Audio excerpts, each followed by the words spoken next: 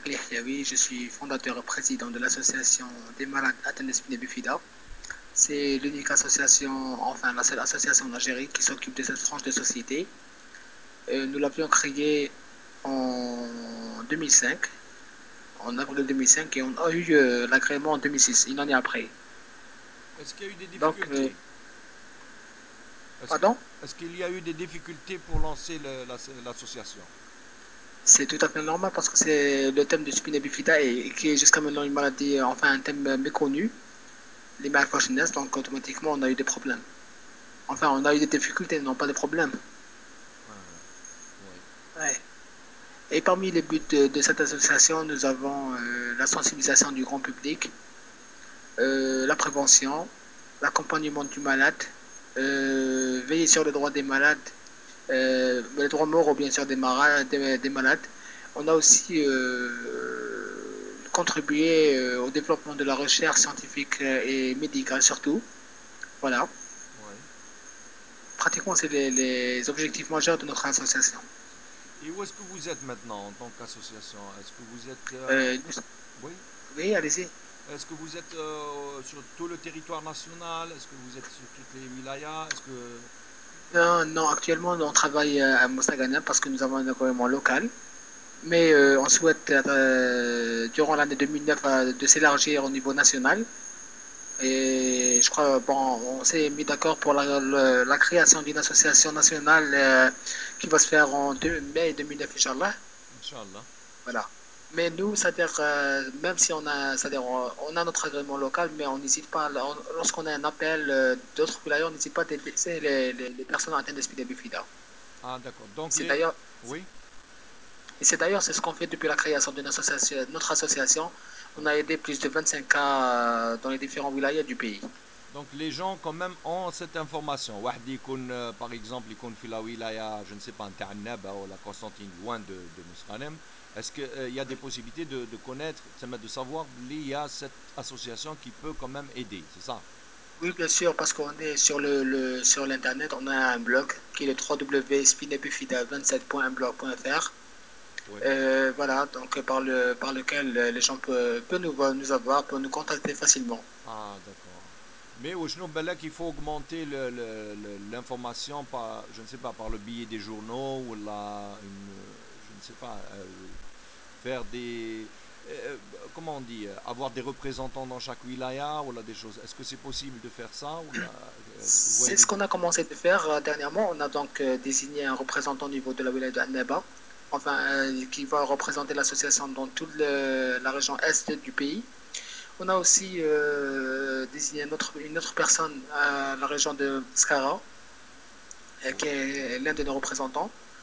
Et on a aussi une représentante au niveau de Sétif. Donc, c'est des gens, c'est des bienfaiteurs de différentes professions qui sont mobilisés pour aider notre association et surtout pour aider ces personnes-là. Ah, ben c'est bien. Merci.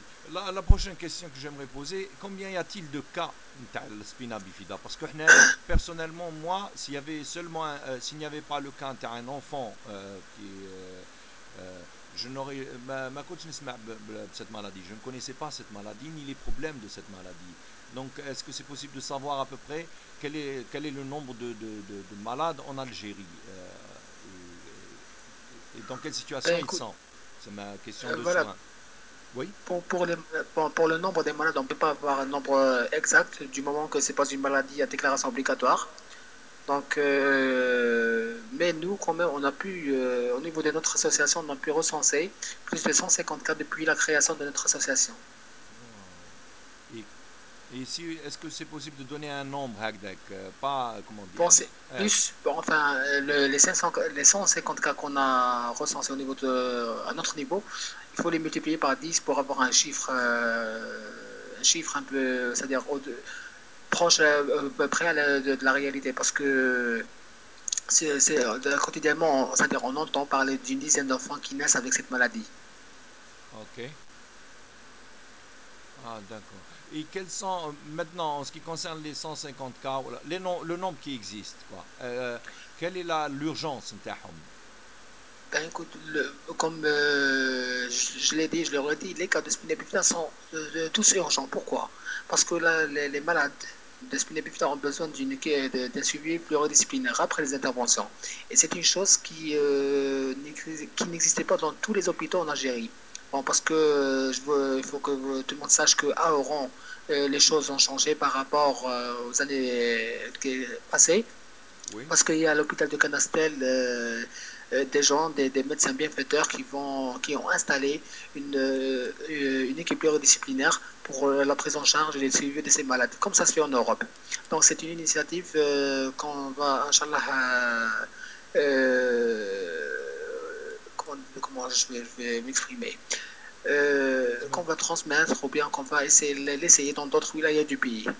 ah, d'accord. Donc il y a une amélioration les Oui, conditions là. oui, Hein. oui, par rapport aux conditions dont nous avons créé l'association et d'après c'est-à-dire, ce qu'on a vu comme souffrance des malades et tout, cette année et l'année passée, tout a changé.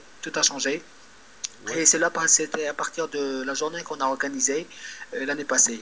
Donc, parce qu'on a organisé une journée d'information sur le spina bifida où il y avait la présence de beaucoup de médecins oui. et des différentes régions du pays, surtout la région ouest. Et voilà, et à partir de là, ils ont pris l'initiative de prendre en charge les malades. Quand est-ce que vous avez fait ça? La date, c'était quand? C'était le 12 décembre 2007. 12 décembre 2007. Ah, ça fait quand même une année, Une exactement année. une année. Une année. Ok. Et maintenant, mais est-ce qu'il y a encore des choses à faire? Est-ce qu'il y a des choses qui sont encore qui manquent? Est-ce qu'il y a des matériels ou là, disons que l'expérience médecin ou bien quelle est la chose maintenant, l'apport qu'il devrait exister maintenant à part ce qu'il y a maintenant? Ben écoutez, je ne crois pas que je vais vous étonner si je vous disais que nos médecins sont compétents parce que c'est eux qui gèrent les hôpitaux à l'étranger et hein, ils sont à la tête des différents services, ça c'est clair. Mais ce qui manque chez nous en Algérie, c'est la volonté de faire la chose. Parce que pour les médecins, ils croient que ces enfants sont nés pour mourir. Ah, Donc voilà, ils croient que c'est des gens qui sont nés avec ce problème-là et ils ont des complications. Donc, ils préfèrent de les laisser mourir mieux que de souffrir. Donc, c'est des mentalités à corriger quand même. donc Donc, nous, c'est pour ah, cela. oui. Donc Oui, allez-y. c'est la mentalité plutôt que des décisions au niveau des médecins, c'est ça? Exact. Même au niveau des parents, même au niveau des parents, faut que tout le monde sache que ces enfants-là naissent dans des régions défavorisées et dans des régions rurales aussi. Donc c'est ce qui permet, c'est-à-dire où il y a l'ignorance des parents. Parfois on trouve le père qui sait ni lire ni écrire. Aussi on trouve, c'est-à-dire des gens c'est-à-dire sans parler des mères. Donc Oui, là aussi l'ignorance des parents joue un grand rôle. d'accord.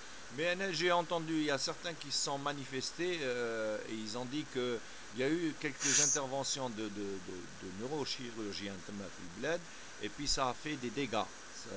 Les gens sont paralysés à vie ou là des trucs comme ça, et ça c'est il y a des gens qui confirment. Est-ce que c'est vrai ces histoires ou